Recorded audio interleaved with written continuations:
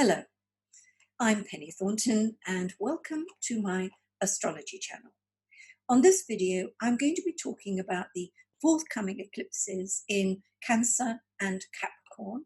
These happen on the 21st of June and then on the 5th of July 2020. And they really are the last two eclipses in a cycle of eclipses that's been going since about November of 2018. So I'm going to come to that. But first of all, I want to kind of set the stage.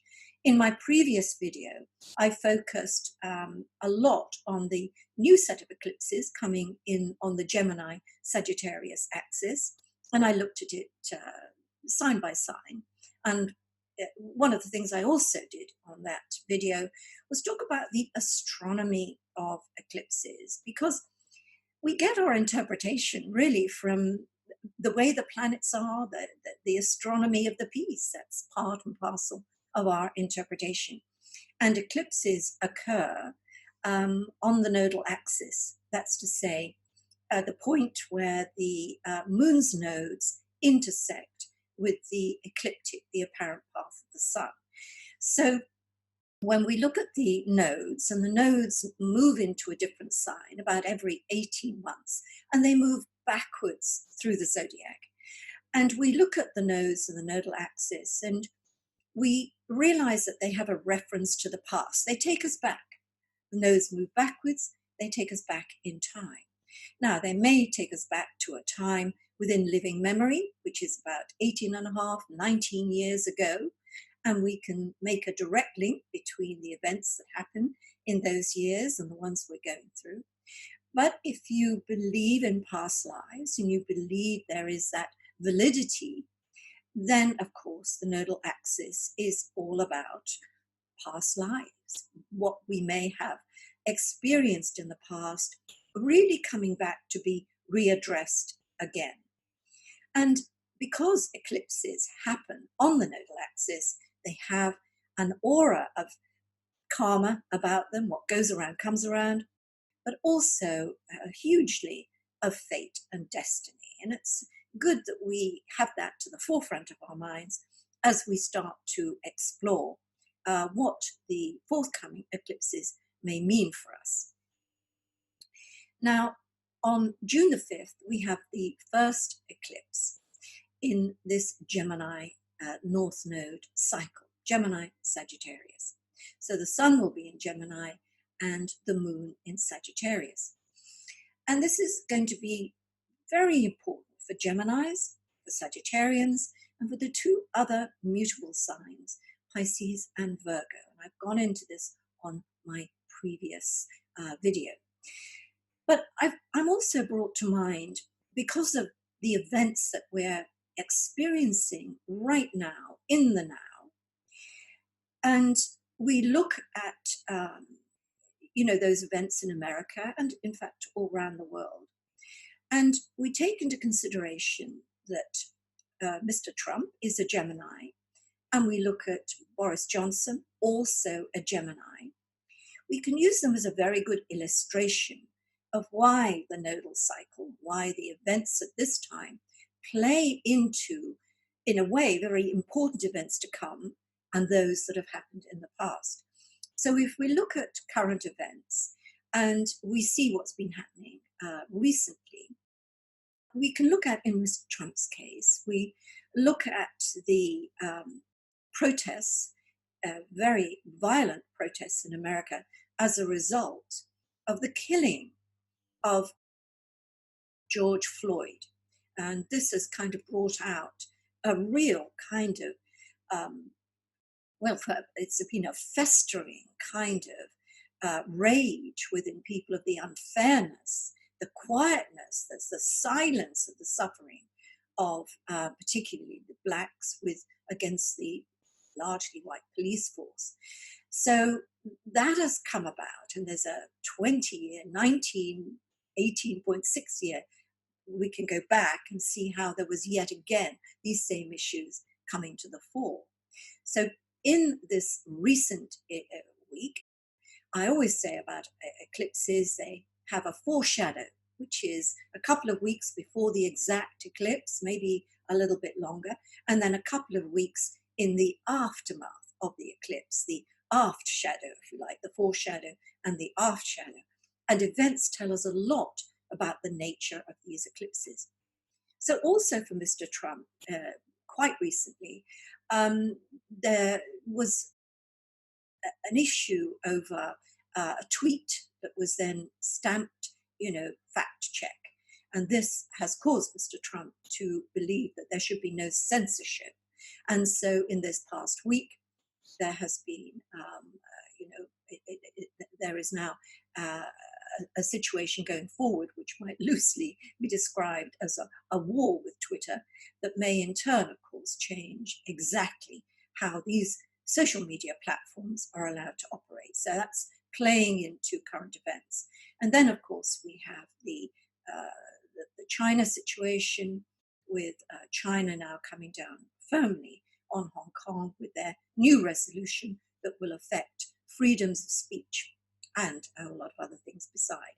So these things are playing into Mr. Trump's experience right now. And ideally, what any leader has to do is take charge and keep calm and keep the country calm. Now, in Boris's case, his issue really is Dominic Cummings, his closest ally in the government and perhaps the architect of the whole of the policy, has been the subject of intense scrutiny because of his breaking of the lockdown rules. So this is going to play into Boris's future.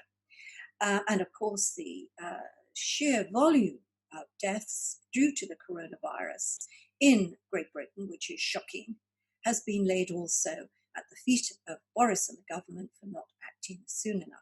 So we can see that both these two Gemini leaders, really what has to happen right now is they have to change course. They have to look at what they've been doing, how they've been handling things, and now they need to address perhaps the error of their ways and right their trajectory, because in 6 months' time, when there's a solar eclipse, a total solar eclipse in Sagittarius, then chickens will come home to roost. And we shall see the effects of that in the general election with Trump, and also maybe a much more serious case of resignation with Boris. So I'm using these two as an example, and also to put forward my advice generally with this eclipse coming up in the Gemini-Sagittarius axis. What we need to do with the issues that are in our own personal lives right now is to look at what they're bringing up from the past. What shadows are coming up from the past, and how do we now need to deal with them in the light, so to speak? How we need to address those mistakes and to right our trajectory, to change course. And that's important for all of us. Now, if we come a little bit closer, we start to look now at the eclipse coming up on the 21st of June and the second one on the 5th of July, the first in Cancer, second in Capricorn. We can see, as always, that these eclipses are going to affect Cancer and Capricorn predominantly, and then secondly, Aries and Libra, these four cardinal signs. But again, the nodal axis, node moving, which has been passing through Cancer, will affect all of us in some way in different parts of our solar chart. I'm going to come on to that shortly. But I want to point out here, and I want to kind of use an example that we can focus on. And we can look really at Prince William, who is a Sun Cancer. He was born on a solar eclipse, 0 degrees of Cancer, 21st of June, 1982, and that's going to repeat exactly on the 21st of June, 2020. And we look at his wife, the Duchess of Cambridge, Princess Kate, who we shouldn't really call Princess Kate. She too, born in 1982, and her born on an eclipse, a lunar eclipse, the sun opposition the moon. And they're a very good example of how the nodal return, the node returning to where it was at birth, is always a key year. If we look at the nodal axis in Cancer, we're taken to the whole area of home, of family. We look in general terms at care, particularly care for the elderly. And we can see how hugely important this kind of, or these trends were in the previous nodal cycle that ran from November 2018 right through to the present day. Cancer is a great feminine. Look what happened there. What huge events occurred. We think about the Me Too movement, the response to the sexual abuse of men in power. We think about the opposite point of that axis in Capricorn. Capricorn being the establishment, big business, government. We can see how the story, the narrative of that nodal axis, if you like, was brought to life in this last 18 months. We look specifically at Kate and William, and we think about that period, November of 2018 through to the present day. You will notice how much more of a role Kate and William are playing in the royal family. They're very front forward. They really are at the front of the royal family. And this has happened in these last 18 months. We think about the North Node in Cancer. We think about William being a Cancer and how important his heritage is, his family, because of course his family is the monarchy and he is born to be king. His role in life, his Capricorn role, is going to be king. And we can see how these last 18 months have really developed that.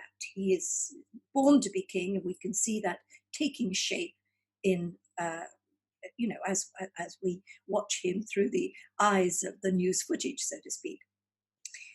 But more importantly, and we'll come to this in a second, when we look at what the nodal axis means in terms of being a Cancer and Capricorn, opposite signs, we can see also that this has a first seventh relationship. So that the nodal axis moving through this for all Cancerians and all Capricorns brings relationships into view. Marriages, intimate relationships, relationships of all kinds, family relationships, business relationships.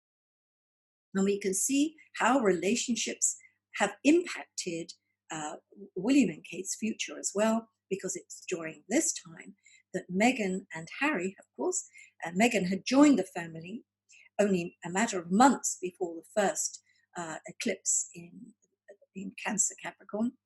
And the teething troubles, if you like, of Meghan arriving in the family caused initially problems between Kate and Meghan, which then turned into a rift between William and Harry. And we can see how the marriages, the relationships have played into the story of how things have unfolded, or we might say unraveled, in these last 18 months. Now, interestingly enough, to go back, this 18.6 years is also important. So we are going to be looking at 1982, 1983, which just happened to be also the Saturn-Pluto conjunction. So that's why all of you born in 1982 have had such a very, very powerful 18 months and will continue to have a very powerful few months in 2020 as well. And these eclipse points being extremely important for you. And we could go back a little bit before then, and we would be looking at 1944-45 as having a reference, because that's, maybe you were born at that time, you'd had the nodes in Cancer, as you would in 1982, and as, of course, you have now. So as we look at that basic kind of dynamic of home and family on the one hand, and role in life, business, career on the other, which plays out with the Cancer-Capricorn theme, we can see also that because the nodes, by their very nature, bring elements of the past back into the present, and that aura of fate and destiny with the eclipses, they are times of stress, and they do bring up stressful situations, which is why, again, coming back to Cancer and Capricorn, and also, as I come on to it, Aries and Libra. Things to do with the family have been to the forefront of perhaps some of the stress that you've experienced. And let's bring it again to why we're talking about this now, because those things are present again as we approach the eclipse of the 21st of June and that of the 5th of July. So let's go through the signs a little bit, and we look to where these eclipses are and the nodal axes in terms of Leo and Aquarius. For Leo and Aquarius, we're on this 12-6 axis, and it's a complicated area of the horoscope. It has a lot to do with health, to do with work, and to do with service. And these houses are very interesting because in some ways, it's where we lose ourselves. If you think about the 12th house, it's where we lose ourselves in a mystical sense, but sometimes where we lose ourselves in terms of our way and our connection with other people. Sometimes it's like being a glass house in the 12th house. You know, we aren't making that kind of clear connection with people. And the 6-12 axis, if we look at the other side and we look more towards the Aquarius side of that, we're looking at where we lose ourselves in service to others. So it has a devotional aspect to it. So these eclipses that are to come, end of June, early mid-July, these are all about our work situation, our health, and our sense of service, and our feelings sometimes about how we lose our way and lose ourselves in some kind of service. If we look back and we go from Leo and we now look at the Gemini, at the Virgo Pisces axis, we're looking at 11th and 5th houses. And here we look at the creative axis, the axis of creativity and collaboration. So maybe you've already noticed in these past 18 months or so that there have been tests and situations where you've had to work with a group, or you've been working on an entrepreneurial venture, even a social situation where there have been tests and where there have been inexplicable problems that take you back to question your ability to deal with collaborative things or entrepreneurial things. And on the other side of that axis, we come from Virgo to Pisces, and we think about creativity itself, procreativity. Have there been issues getting pregnant, or have there been issues to do with being a grandparent? And we look a little bit further than that and look at the idea of one's offspring, not just in the sense of the children that you may have and the grandchildren that you may have, but also those things we bring into being from our very core, those efforts, endeavors that have been brought into being, the struggle and the failures and the disappointments and even the sense that, oh, we've been here before. And that opportunity, and we've got these two eclipses coming up, they will present us with situations where we can deal with them and address them. And remember, when I was talking about Boris and I'm talking about Mr. Trump, the opportunities given here are to change course, to really look at the past, examine your past actions, and to make changes. So if we move on from Pisces and Virgo, and we come now to Libra and Aries, and we're looking at the 10th and 4th houses. So here for Libra and Aries over these past 18 months, there have been issues related to the home on the one hand, issues related to your career on the other, and the same for Libra. And maybe they've been interlinked. Has this been a really big dynamic going on about the life-work relationship? And perhaps there have been feelings that there's too much spent focusing on work and your place in the world in terms of your status, and not enough time to chill, to be with your home, to be with the family. Or it's been in the reverse way. And so there have been issues related to the family getting in the way of your career. And perhaps we can look at lockdown in particular, how much now being locked in with your family has impacted on your work. But let's be a little bit more serious again and look at what is it saying about our past. What past situations along this dynamic, if you like, have we not addressed well? And what can we do to change it now, to change our course? And of course, we may need to have unbiased advice. People who are prepared to say, you know, these situations that are in your life right now, you're not handling them properly. They need a whole different way to deal with them. And that's very good advice from me to you, but also in terms of what's happening in your life.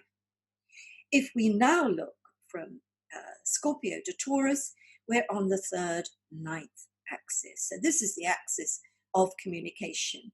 And I remember on other videos, and I've talked about this, allowing your voice to be heard. It's about, you know, you're letting your voice be heard.